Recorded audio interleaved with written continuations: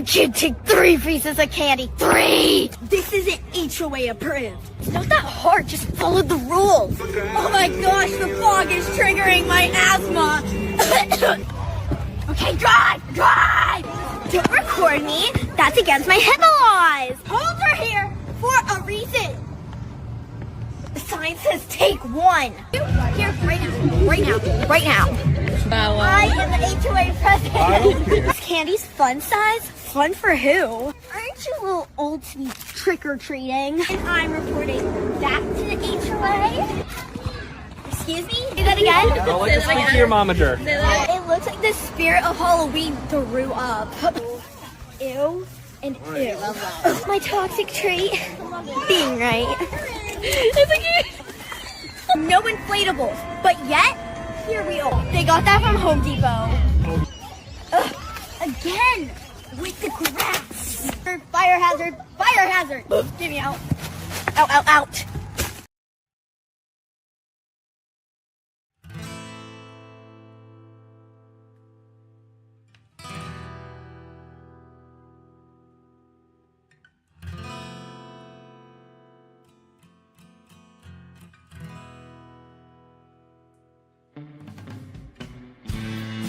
Well, hello there, partner. Go on and hang up your hat, grab yourself a whiskey, and pull up in the easy chair. We're coming off the range of 9 to 5s with a whole herd of news stories that we've been steaming over like a cow patty in the Texas heat. As they say, the chickens are finally coming home to roost.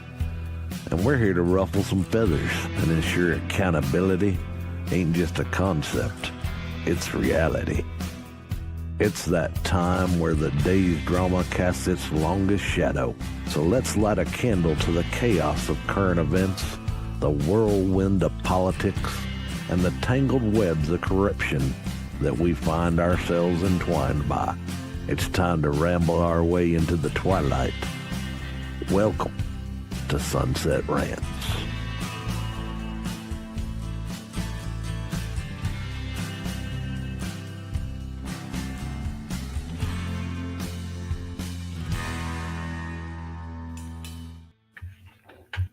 Hello, ladies and gentlemen, and welcome to Sunset Rants, where we go over the news, rants, and deep dives to get you caught up at sunset. I'm AK, your favorite guy, and tonight, the FBI foils ISIS plans to get jiggy with it here in the United States.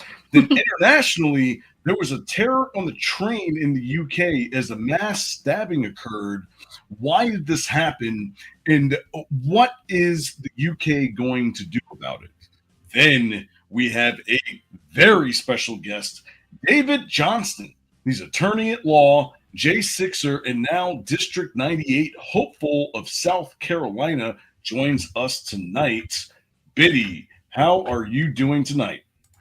I'm doing great. I'm excited to talk to Mr. Johnston, see what he's got in plan for South Carolina if he does win. Hopefully he does. A lot that I've looked at, I like a lot of his ideas, so I'm excited for him. And wow, that girl just crushed Halloween. Killed it. I'm like dying because I'm over here thinking it looks like she's in like a cul-de-sac and she's probably in like one of those communities that do have HOA and like, you know, people like that. So I'm wondering if any one of them is walking around and like, she's trying to be me. Exactly. Yeah, she did such a great job. That's awesome. What was she, like 8? Something like that. But yeah, I went out with my kids trick-or-treating. I mean, our street is always dead, but the couple streets over, I mean, it was popping. There were people everywhere. Oh, that's cool. Yeah, we got about 25 pounds of candy. So I don't know. It's crazy too, because in New York, we weren't getting any traffic, and you would think that they would be all down for like, you know, people sharing what they got since they're trying to vote in Mom Tommy. Oh, that's funny. All right. So before we start, make sure you go to riseofmiddleamerica.com and check out our lineup of podcasts from history to news, pop culture, sports. We cover it all. And at the top of the page are our socials. And at the bottom is a link to our merch site. We should have some new merch coming in here pretty soon. We've been off the last couple of weeks for Roman Nation. So, we had to take a break. retool a couple of things. Things are getting busy right now, so as you can see. So you can support us by going to the Real Roma _AK and hitting that subscribe button, or go to our Discord and sign up for one of our memberships. So like, comment, subscribe, and help us become the largest podcast network on the net. Without further ado, let's get into The Guardian. All right, let's see. I'm going to get that up there. There it is. All right, so Cambridgeshire train attack, what we know so far. Police say one suspect remains in custody as 5 of 11 people were taken to the hospital or discharged, but Hero rail worker remains in life-threatening condition. All right. 11 people were treated in the hospital after a mass stabbing on a moving high-speed train from Doncaster to London on Saturday evening. Police say on Sunday evening said that 5 of these people have been discharged and 1 is still in life-threatening condition. 2 men were initially arrested, but Sunday evening, 1 of them had been released without charge. The other, a 32-year-old Black British national born in the UK, remains in police custody on suspicion of attempted murder, British Transport Police said. So a 32-year-old Black British national? I know. What title? It makes them sound like a terrorist, the way that they're like nationalists. What is a Black British nationalist? Like, that's a new one. I'm gonna have to create a new dictionary for all these new terms. Yeah. All right. Let's see. Shortly after the attacks began, the train made an unscheduled emergency stop at Huntington Station in Cambridgeshire, where, according to witness accounts, police officers shot a man carrying a knife with a taser. A member of LNER rail staff had been described as a hero after he tried to stop the attacker. He remains in the hospital with life-threatening injuries. Police said the staff member, quote, undoubtedly saved many people's lives. Deputy Chief Constable Stuart Cundy of BTP said on Sunday evening, this was a horrific attack and has a wide impact. My thoughts are those everyone in British Transport Police are with those injured and their families, especially the brave member of rail staff whose family are being supported by special officers. So this is nothing new. No. It's nothing new at all, especially in Britain. So this is actually something that I thought about in the past, and it was like, you take away people's right to bear arms to protect themselves, and they're always going to find another way, regardless. They always do. Yeah. And whether it's that, what's next? You're going to take away knives? Then what? Next is going to be a hammer attack. Next is going to be I don't know, a shovel attack. Like it's just going to keep going down the line. People are going to find ways, right? And the thing is, you can create inanimate objects out of anything. You can create them out of wood. You can shave something down. I mean, people do it in prison all the time. Yeah. I mean, look at the Boston bombers. Remember the Boston Marathon bombers? They created pipe bombs. They didn't have guns that they shot up at a bunch of people. No, they got around that and they created a bomb. In the UK, gun ownership is legal, but it's heavily regulated. Like, it's extremely hard. Just like in New York, it's extremely hard to get it. You have to really explain why you need it. People that do sport shooting use it for recreation and occupational purposes. But, we have this right to protect ourselves. That's missing from the verbiage and the regulations over there. So it's basically like if it's like an occupational thing where you have it, or if you are known to be a sports shooter, skeet shooting, different things like that, then maybe you can apply for it. And I'm sure it's something that costs money. You wait months and months and months, come to find out that you need to submit more paperwork. So it's like they're not going to come right out and say that we're taking guns away from the people, but they basically are, by making it extremely hard to obtain it. And just like you said, people will find a way. And look at how many people he hurt. and in such a short period of time. I mean, what do you do in these transit areas? Do you put up um, metal detectors? I mean, how long will the commute be? Would they have to go through that with people having like, watches and different things? Like, how do you get through? Like, the commutes will be like 2 hours longer than they are now. I mean, the answer is never going to be perfect, but Mhm. when you give people the ability to protect themselves, it takes away a lot of that worry, and it takes the brazen away from these criminals to think that they can just go and hurt somebody because they'll worry, is this one packing, like that's the answer. Yeah, yeah, and it kind of reminds me of in your neck of the woods, Daniel Penny. Hmm. Where i- i- people feel like they're threatened with their lives or whatnot, and it, and it's a little bit it's the opposite in New York City, where it's like you're not allowed to do any. Well, I mean, not that you're not allowed to stop it, but like you run the risk of being the perpetrator outside of the perpetrator, and it's like Hmm. not even possible. Hmm. But And that's how they get around our rights, mhm, by making everything else impossible, boxing exactly, you into a corner. Yeah, yeah, but again, you have a right to live, right? I So think so.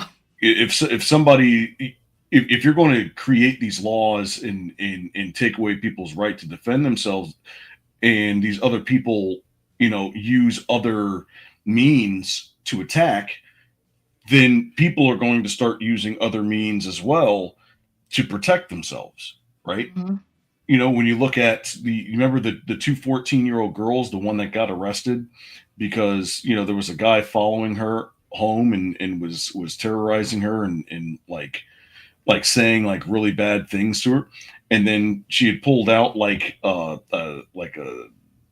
a hatchet or like something, a right? hatchet and Mhm. a knife, and he pulled out his camera and was like, "Hey, look, everybody come!" And they arrested her, but did nothing to this guy. What do you expect is going to happen? Eventually, this is going to boil over, and somebody's. I'm not gonna go that far, but somebody's going to get seriously injured or worse. Mhm. Mhm. Because again, you have a right to live no matter where you are, Mhm.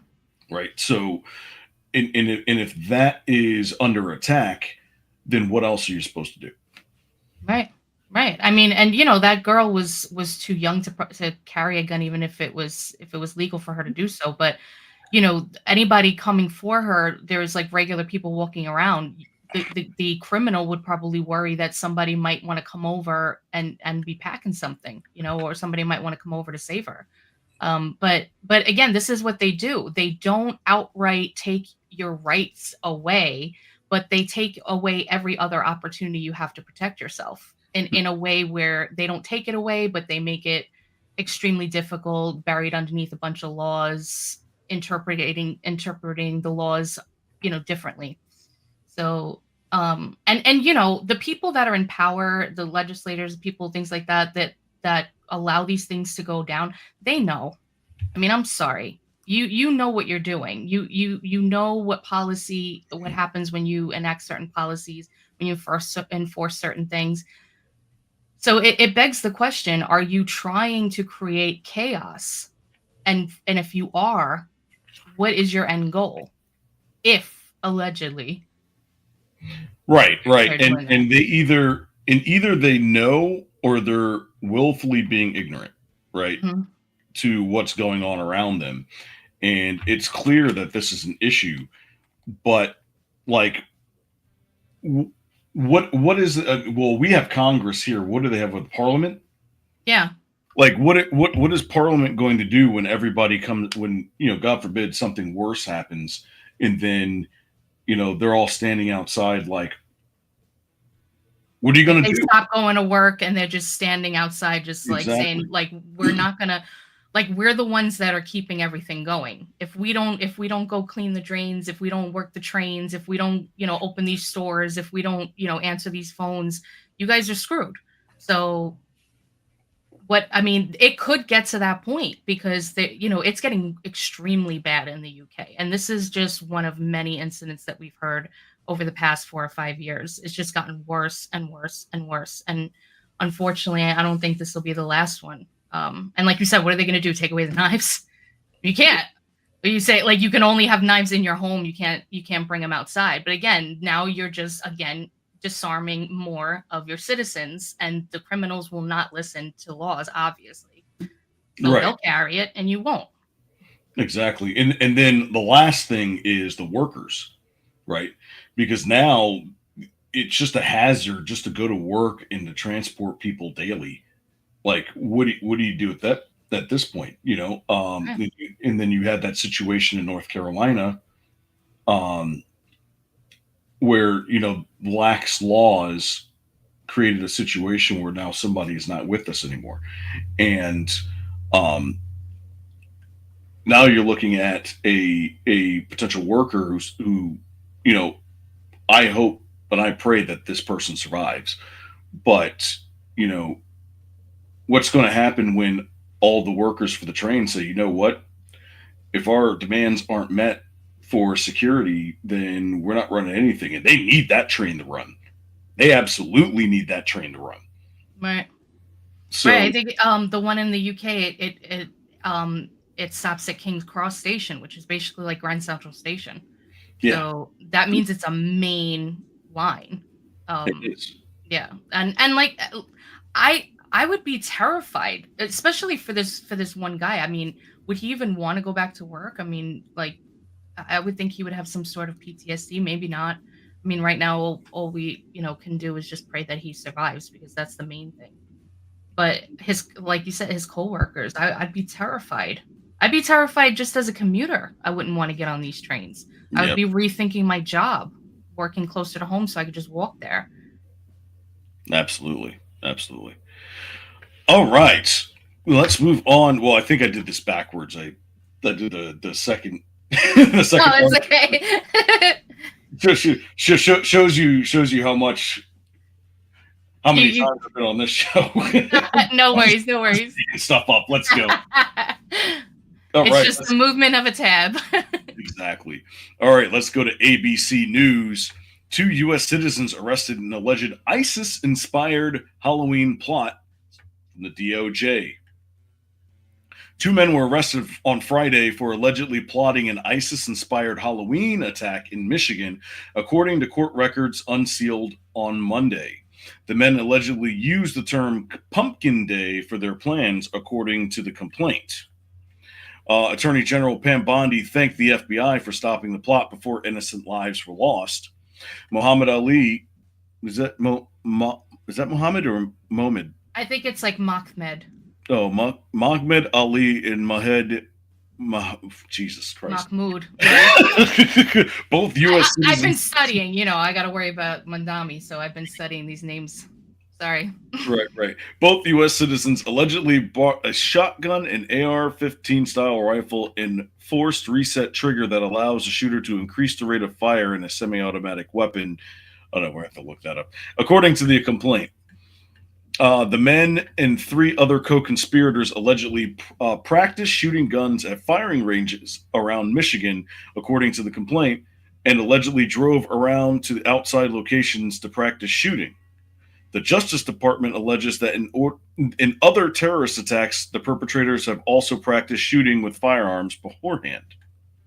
The allegedly used online encrypted communications and social media applications, Discord, to share extremist and ISIS-related materials that encourage attacks similar to what they had planned, the complaint said. In searching homes on Friday, FBI agents found multiple AR-15 style rifle. Are they AR-15s or not? AR-15 style rifles, shotguns, handguns, and tactical vests, as well as more than 1,600 rounds of ammunition compatible with an AR-15 style rifle, the complaint said. What I want to know is, how did the FBI catch these guys? I do too. I don't know if this is the reason, but there's been a heavy focus on Dearborn, Michigan for a while now. In like the rise of the Muslim community there, and I'm thinking that they were probably looking into it in general, just to kind of see what was going on, see who was there, who was getting elected into these city councils and everything like that. And they probably stumbled upon this, and then this is what I'm thinking, because not only has the area adopted the call to prayer, so Mm. they do that 5 times a day, starting at 5 a.m., but other instances that show there is a growing Muslim community that reached the city council. So back in September of this year, Mayor Abdullah Hamoud told a resident, Edward Ted Barham, a Christian, that he was not welcome in the city after Barham raised concerns about new street signs that honor the Arab American news publisher Osama Siblani, who was vocal about his support for Hamas, even saying that they were justified in their actions on October 7th. So the this the support that's happening for people like this in that area is growing, and it's not stopping. And a lot of people are really worried about it. And if you question anything that's going on there, all of a sudden you're Islamophobic. Right. But you're talking about people that are being honored by a community that are outright saying that the slaughter of people is justified, so that should scare the heck out of everyone. That scares me. And it's one area, but it becomes contagious. I mean, I keep making tongue-in-cheek, dark humor about what's going on in New York, but we got to worry about that here too. I mean, he's already had pictures with terrorist supporters and things like that. Mamdani has. So we have people that are wiggling their way into our government, and they're changing a lot of laws. They have a whole Muslim council telling residents who are Christians that they're not welcome there to have that discussion about these street signs. They just want to push it through. So I'm thinking that they probably had their eye on it. Yeah, I'm pretty sure they did, and it's sad because, like, you don't want to make it seem like you're specifically targeting a specific group, right? But it's kind of the same when you look at, like, the Japanese back in World War II, and even Germans back in World War II. Of course, we're not in wartime right now, but they did things that were probably unconstitutional. But at what point does that get, at what point can you kind of suspend law in order to make sure that your constituents and the people in your country are safe? Right. And that's a tough question. That's a very tough question, especially nowadays. Because if you really think about it, we're living in the safest times that we've ever lived in, regardless of how you feel and what you think.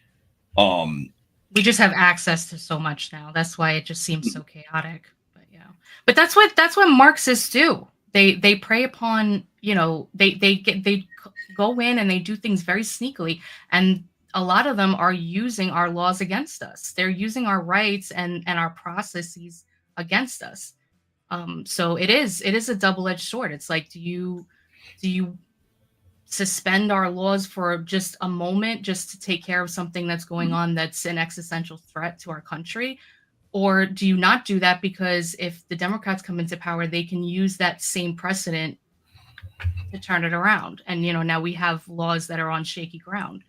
So it's scary, and it's a hard choice. Absolutely. And the thing is that I know that this is kind of contrary to belief to some people, but there could be far right candidates that are out there that feel the same way, but we just haven't seen it yet. Mm-hmm. We don't know that. So we have to be careful what precedents that we set, Right. because that could be used on in any context, especially nowadays. Very true. All right. Let's see. I think our guest is ready to go. Give me a thumbs up back there. Yep, there he is. We see him. All right. So we got a very special guest for you guys tonight. So from studying law to running in with the law, and now looking to make some laws for the 98th Yay! district in South Carolina, please welcome David Johnston to the show. Let's see if we can get you up here.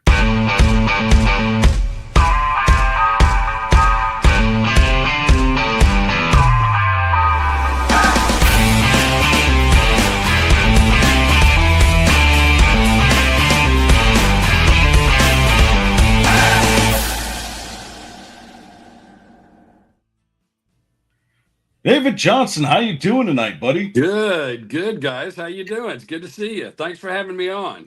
Absolutely. Welcome. Absolutely. You're looking kind of spiffy there. I mean, I've got got to throw on the good threads on a election eve, man. I gotta look my best. I got to spiff up a little. Yes, I need sir. all the help I can get. Absolutely. Yeah, I noticed the last couple of days you've been on the road. You've been on the road knocking on doors and doing what you need, right? That's what I do. I knock on doors. That's what I've been doing for as I started as early as I could start, and I've knocked on as many as I can knock on every day, all day. Absolutely. Absolutely. I see you're a good man, hard at work. So we won't take too much of your time tonight. So let's go ahead and get started here. So why don't you go ahead and tell us a little bit about yourself? So who is David Johnston? Well, okay. First and foremost thing to know about me is that I worship the Lord and Savior Jesus Christ, Him and Him alone, non-negotiable. Amen. Second thing to know about me is that I'm a lawyer, and I'm proud to be a lawyer. It's something that I've dedicated my life to. It's something that I feel strongly about. It's something that I've always enjoyed. The job satisfaction among lawyers is pretty low. I would be 2 standard deviations from the norm, outlier to the right. I really love being a lawyer. I really love practicing law. I love helping people. I love the opportunity it gives me to speak into their lives. And yeah, I'm also a Jan 6er. I was the South Carolina lawyer that was arrested in connection with the events at the Capitol on January the 6th, ultimately pled guilty to the petty offense of demonstrating without a permit. DOJ more than hinted around that if I were to renounce Trump, MAGA made me do it, blame Trump, whatever, that they'd go easy on me. I was like, okay, not going to do that. Right. So they sent me off to FDC Miami for 21 days and in federal prison. But the Lord looked after me there. They put me on a floor, and the biggest, meanest guy on the floor decided that he wanted to be my friend, and I was protected and well cared for under the care of the Federal Bureau of Prisons for my 3-week hiatus there. So Wow. that's it. Let's see. Grew up in the Carolinas. Was born in Charlotte. Grew up mostly in South Carolina. Went to Camden Military Academy. I was a DoD contractor, GS-14, between 2004 2010 in Baghdad, Iraq, where I worked out in the field with private security providers and life support providers, just trying to get the job done, doing whatever. A lot of proposals, and then contracts compliance. And just trying to keep the shiny side up and the dirty side down. Came back here, been practiced in injury law here in the Charleston area for about 10 years, and really enjoyed that. And now I'm running for the State House of Representatives from my district, District 98, and the election is tomorrow. So yes, sir. Beautiful. So obviously there's a lot of questions I want to go over pertaining to South Carolina. As you know, I talked to you earlier. I said I bought some land in South Carolina because that state. I feel like I'm pretty safe there if things pop off. Yeah, I mean, I can't think of a better place. Texas, maybe. South Carolina's pretty good. Costa Rica, Costa Rica. by a submarine. I mean, I don't know. Absolutely. Yeah. So So before we get into your bid with South Carolina, I have a couple of questions pertaining to your background as a law professional and what you went through preceding January 6th. And I know you explained to me that you took a plea deal, or you said you took a plea deal, right? Yeah, yeah. I mean, they charged me with 4 misdemeanors, 2 disorderlies, 2 trespasses. There was no evidence that I was disorderly. It was always going to be one of the trespasses. So I pled to the Class B misdemeanor, which is a petty offense. Listen, other Gen Sixers that are out there listening, and those of you who said, "Forget it, I'm not going to take a deal, go to court." I mean, I respect that. I had to look at what was going on through my own lens, and my own lens said that going to Washington D.C. was like laying down in front of a steamroller. I mean, there was nothing going on in D.C. In 2022. I was arrested May of 2022, about a year and a half after January 6th. By then, there was nothing going on in the D.C. district that made me think there was any possibility of a fair trial.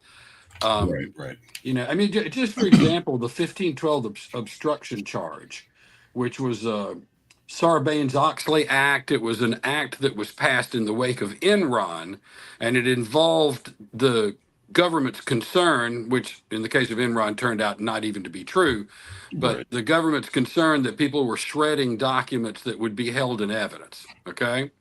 And so they took that law and applied it to people disrupting a hearing. So they use the word obstruction. That's the charge. I mean, it's an obstruction charge, but it's Right. obstruction in the sense of hiding or altering or damaging evidence, counterfeiting evidence. It has nothing to do with disrupting anything. And so I saw 13 DC district judges all perfectly happy to accept this gross misapplication of 1512 in the January 12 trial. Well, in the January 6 trials, that was all I needed to see. I mean, that was, at that point, it's obvious, like the fix is in. This is a bloodbath, and so I took the plea deal. Gotcha. Now, when you did go to trial, did you represent yourself or did you have legal protection? No, I hired a lawyer that represents himself has a fool for a client and a jackass for a lawyer. Okay, never. I didn't. That's not my quote. I think Lincoln. I think maybe Lincoln said that.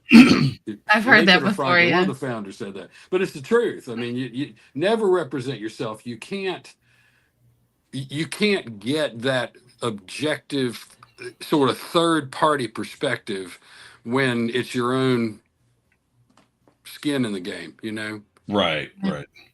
Yeah, and then of course you were pardoned by President Trump. And how did you feel that day when he signed off on the dotted lines? Well, it was a good feeling. I knew when he got elected that chances are he was going to pardon everybody, or at least pardon a huge swath of the January 6 defendants.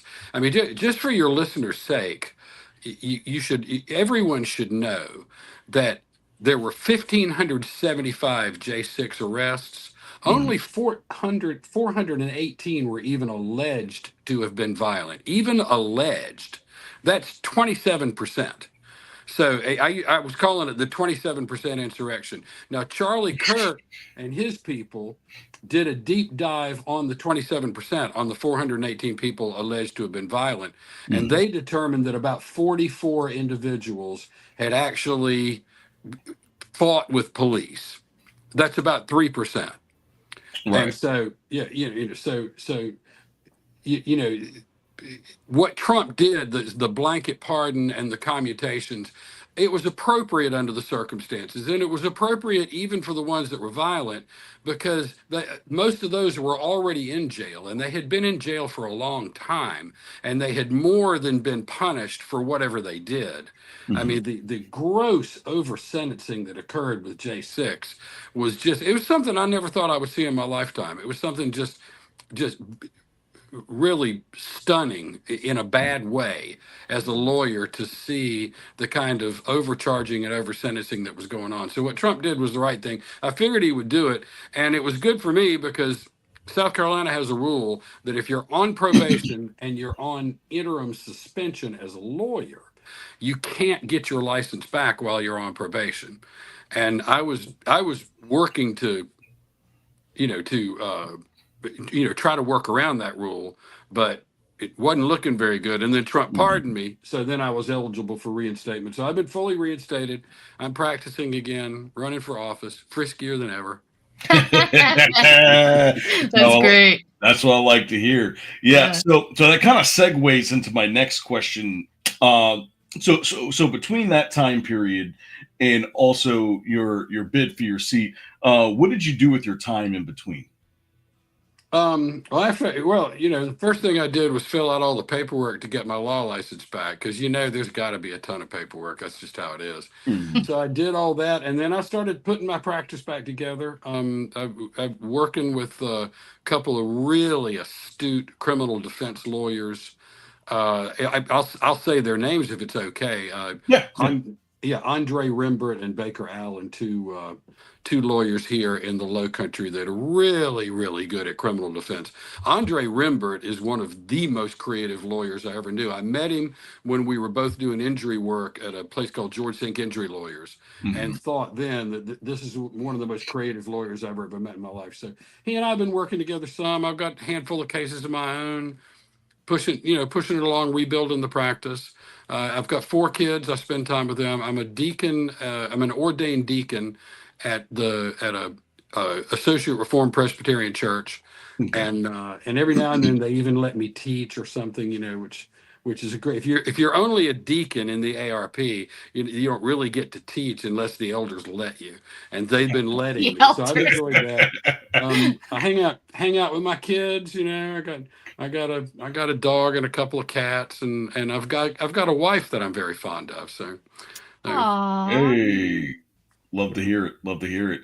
Yeah. So I guess this is sort of like I don't know if it's a mute question, but like it's a typical question. And of course I have to ask it. Like, what made you run for the 98th district of South Carolina? saving the republic. Okay, now I would love to be in Washington D.C. and I'd love to be standing up there shoulder to shoulder with Don and Eric and all that, saving the republic in that way. But the way we save the republic, and everybody listening, write this down, take a copious mental notes. We save the republic one street at a time, one neighborhood at a time, one precinct at a time, one district at a time, one county at a time, one state at a time. And so this is, I'm blooming where God planted me. This is where I am. Some good people in our government had approached me about running and said, we want you to run. I was going to run in November 2026, and then the guy that had the seat in my district resigned. So I cobbled together a campaign, and I tell people I'm bolting the wings on the airplane as I taxi down the runway. You're building the boat over water, right? Yeah. Sometimes you end up doing really well when you're all kind of having to frantically put it together. It's just from your lips to God's ear. Please. Tell me about it. But yeah, so so in your district, if let's say you're speaking to your constituents, right? What are some of the top issues that your constituents face in your district, and how do you plan on addressing them in the state legislature? I'd say that the sort of nuts and bolts issues in District 98 here in Dorchester County, South Carolina, are schools, roads, taxes, these kinds of things. The roads in South Carolina are in pretty bad shape. Nobody really. I know. I know. You've seen it. Okay. I've seen it. I can't get a straight answer from anybody on exactly why. DOT has plenty of money. I have a plan to reform DOT in such a way that the roads start getting fixed. I won't go into a ton of detail on that. I don't want to bore your national listeners, but taxes. South Carolinians pay a ton of state tax, And we need to figure out ways to cut tax. I definitely want to cut property tax for seniors that have been in their home for a period of years. You know, a Yeah. senior should not have to worry about losing their home because they can't afford the property tax. Um, Yes. I've got a great plan, and I'm passionate about it, for putting apprenticeship programs starting in middle school. So these were to be apprenticeships to trades like plumbing, HVAC, electric, welding, bring back good old shop class, Yes. drafting, these kinds of things. And Beautiful. so everybody gets an introduction to that in middle school. So we don't have middle schoolers that don't know the difference between a flathead and a Phillips head. Okay. Yeah, put them on a track to success early. I think they're Yeah. doing something like that in Florida. They have a lot of Yeah. those kinds of schools. Yeah, and we have pockets of excellent trade schools in South Carolina, but it needs to be all kind of incorporated into the school so everybody gets an introduction, and then those kids that like it can graduate high school, pick up their diploma, and pick up their electrical contracting license the same day. Okay. Right. Now, simultaneous with that, I want to do apprenticeship programs to high professions like law. Now, okay, now that sounds crazy, apprenticing to be a lawyer. 6 states in the United States currently do that. Virginia is one, California, Washington, Vermont, and I can't think of the rest of them. Have programs where you apprentice with a lawyer, and then you can become an attorney at law. South Carolina had that until 1977. We got rid of it. I want to bring it back, and I want to expand it into apprenticeship for pharmacy, apprenticeship for CPA, apprenticeship for physical therapist, apprenticeship for nurse or nurse practitioner, or these kinds of things. Let kids that didn't the kids that weren't born with a 7-figure bank account, that have to borrow $300,000 to get a law degree, or $600,000 to get a medical degree.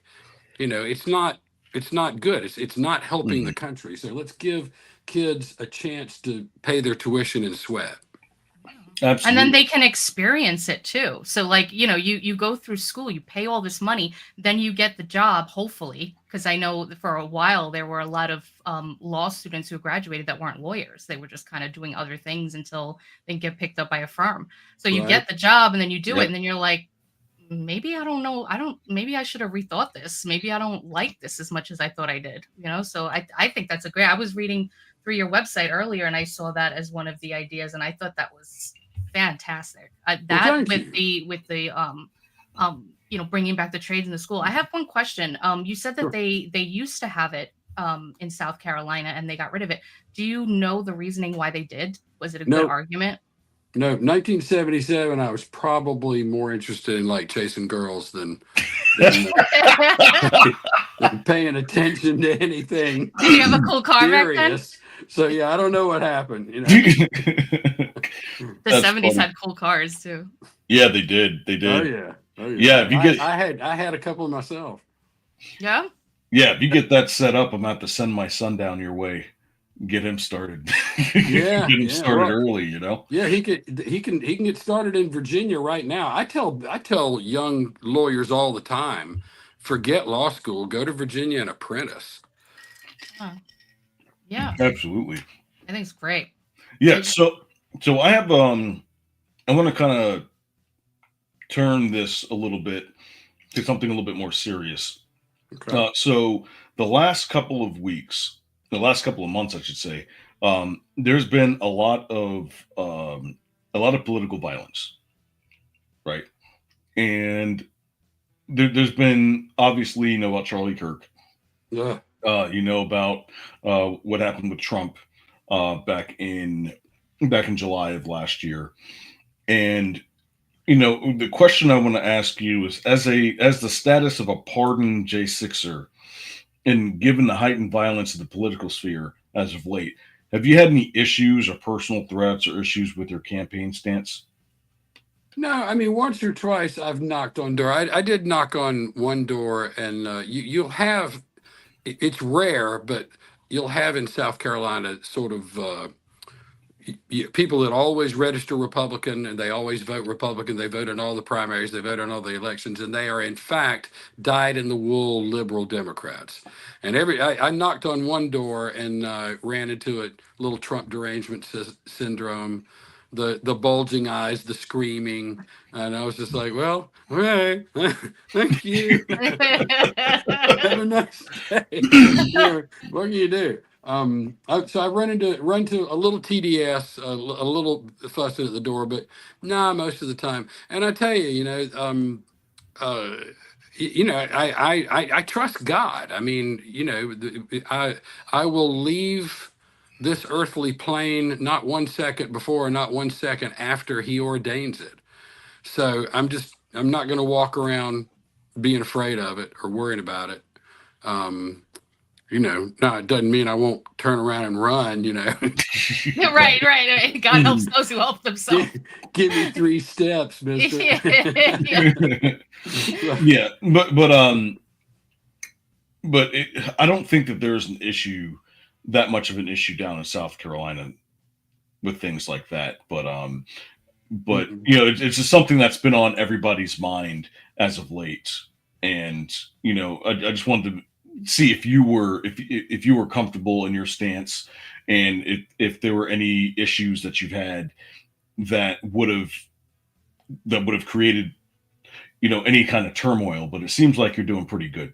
Yeah, look, the J6 thing, the stuff that happened to Michael Savage years ago, the stuff that happened to InfoWars, what's his name, Alex Jones. Oh yes. The stuff that's going on right now with Mike Lindell. Okay, the assassination of Charlie Kirk. All of that exists to make conservatives like us be intimidated and shut up and tuck tail and put our head down and go off somewhere and be quiet. Okay, don't do it. Don't do it. I mean, I'm not going to do it. So I'm standing up straight. I'm talking. I'm saying what needs to be said. Mhm. I'm calling these out. But it's a gigantic left wing intimidation tactic, and I don't want to be intimidated. I don't want to walk around. I was going through the whole J6 thing, going through that sort of pariah stage when the media narrative was just pounding this message out and the other side wasn't getting out very much. And it was, it was difficult. It was a difficult time for me. It was a difficult time for my wife. It was a difficult time for everybody. Right. Don't let them cow you, man. Don't let them cow you. Just tell the truth. Be who you are. Stand up for yourself, stand up for what's right, stand up for our good basic Christian conservative beliefs. There you go. You were All raised right. by a World War II veteran, so I'm sure he instilled that in you to not be afraid. Yeah, he was. Yeah, my dad was pretty tough. He was a fighter pilot, World War II, South Pacific, P-51 Mustangs. He was a genuine, bona fide bad mamma jamma. Yeah. They don't make them like that anymore, man. Yeah, he was tough. My dad was a dentist, and the doctor that worked next door to my dad's office had fought in the Battle of the Bulge. Oh wow. And 82nd Airborne Battle of Bastogne. So both of those guys would get together, and it's just they were tough. Yeah, you definitely leave those guys alone at the bar. Yeah. Yeah. Buy them a drink and say yes sir and no sir. There you go. All right. So I got one more question for you Sure. before we let you go, and that is, what would you like to tell the people of South Carolina and their constituents, 98th District, before the election tomorrow? Well, it is tomorrow. Polls open, I think, around 7 o'clock, close around 7 o'clock at night. Mhm. I would say, every vote counts. This is probably going to be a low turnout race. So every vote counts, especially the vote for David Johnston for Yes. District 98. that one really counts. But yeah, get to the polls, vote. Please vote for me. And let's put one foot in front of the other and move this thing forward. Ladies and gentlemen, David Johnston, South Carolina District 98 hopeful. Thank you so much for joining us tonight on Sunset Rants. I mean, you've definitely been a hoot. Pleasure. Thanks, Good guys. luck tomorrow.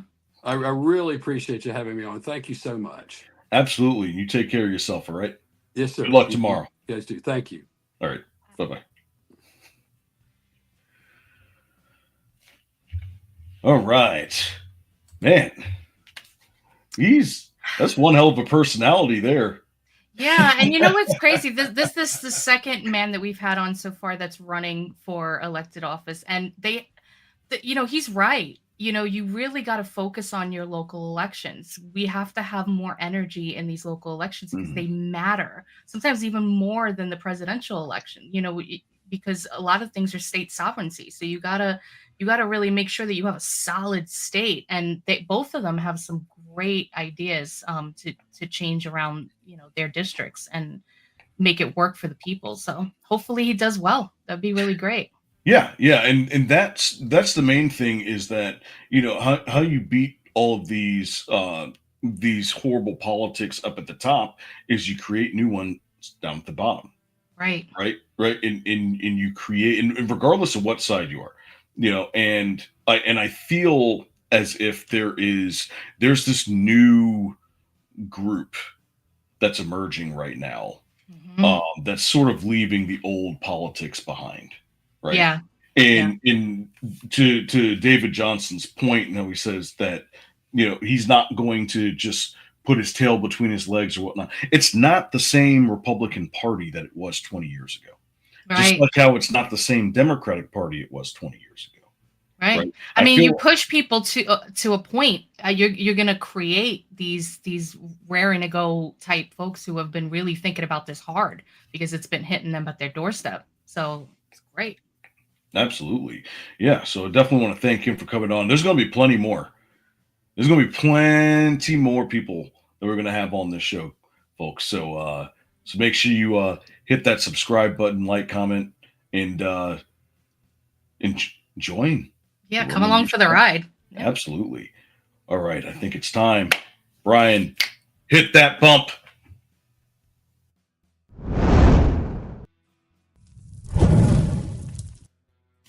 Bump it. Bump it. All right. Let's see what we got going on now. Ooh. Talk about fire in the eyes.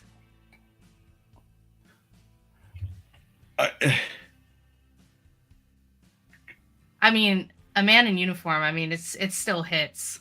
Yes. So those of you that are new to this show, this any girls in the audience? Okay. Yeah, right. hubba. No, this show is called Caption This. So, we have an AI image dump in our Discord, and every single day we go in and we select whatever we think is the best AI generated image, and we bring it up each day for Sunset Rants. And then it's up to you guys in the audience to come up with the best caption for this AI generated photo. So, ladies and gentlemen, caption this. Yes. That's I love that photo. It's I know, me too. It's not like funny or, it's just, it looks cool. It looks so intense. Let me think. What do I got here? I'm going to put it here. Let's go into here.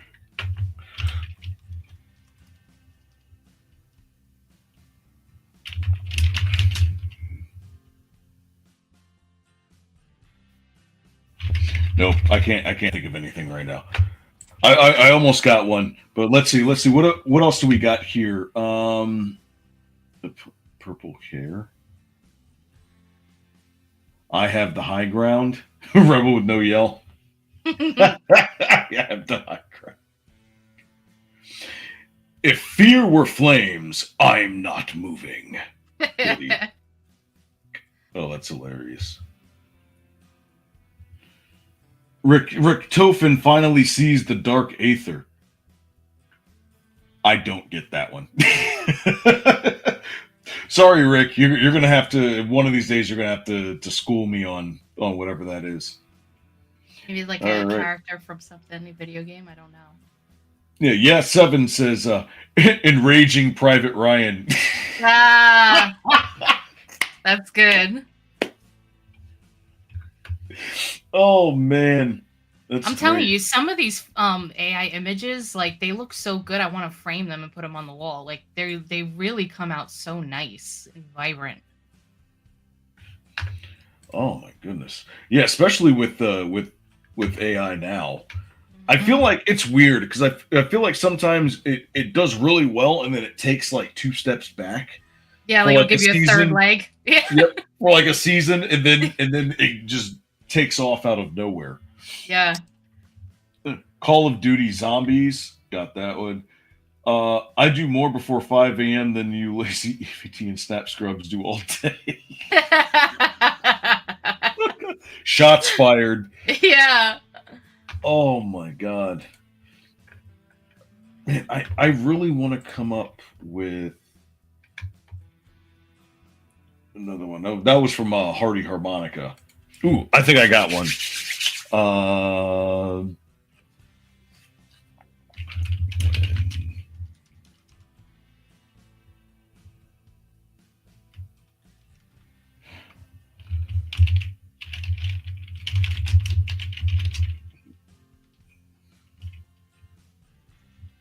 I'm just like throwing stuff in there, but I can't think of anything good.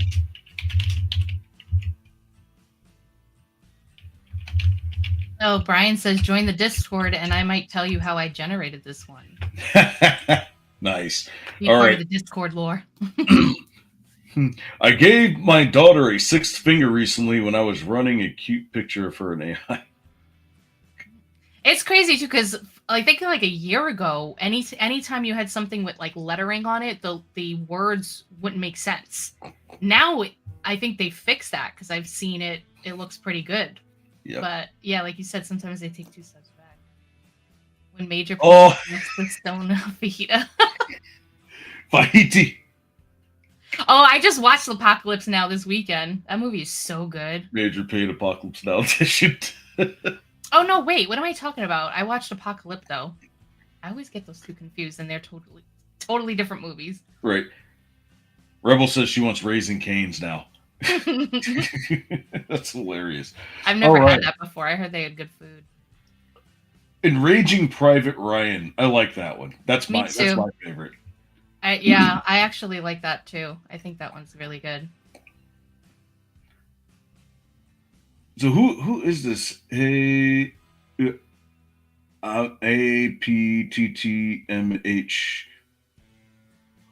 Is that one of those generic names? Maybe. We'll just call them Ya7. Yeah, Yahweh. That's your new nickname from us, Yahweh. Let's go. Who knew Nazi would be in Hell's Army? Oh, Jesus. Here we go. We're going off into the deep end now. Oh, wait, it says it's your bro Mike. Oh, what's up? What's going on, buddy? Hello. Oh man. Anyways, yeah, I think that's the one I'm gonna.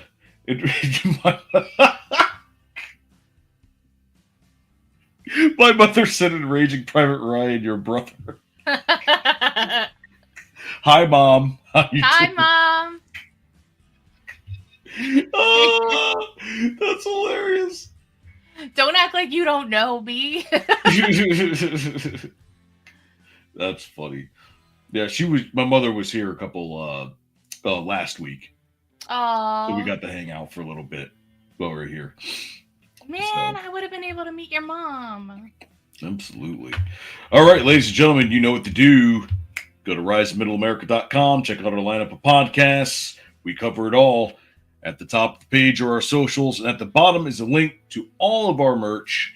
You can support us by going to therealroma_AK and hitting that subscribe button, or go to our Discord and sign up for one of our memberships. So like, comment, subscribe, and help us become the largest podcast network on the net. Yes. Biddy, it was a pleasure. Yes, I love having you on with me. It's like old times, man. I feel privileged. The founder of Roma Nation on here with me? What? Oh, no, trust me. It is. The privilege is all mine. No, this was great. I really enjoyed it because these are hopefully the future of our country. These people that are being trying to win their election. So it was really great talking to him. And as always, thank you guys so much for hanging out with us on Sunset Rants. We love you guys. I mean, right now we have like a really strong community of you guys, just coming watching the show every week.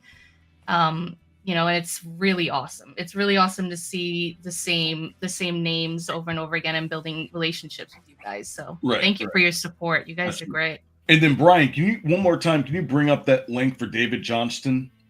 I think it was for his website. Yeah, DIST98. Yes, DIST98.com. Yes, if you want to get, if any of you guys are from South Carolina, you can check him out. And or people there, share it with them. People there. Yeah. Spread the word. All right. Well, you can find me on X at @therealroma_AK. Biddy213A. You guys have a great night, and we will see you tomorrow at 9 p.m. Bye. See you later. So I got to thinking, there's MAHA, Make America Healthy Again. MAGA, Make America Great Again. But what we really need to do is make America follow the Constitution again. Motherfucker.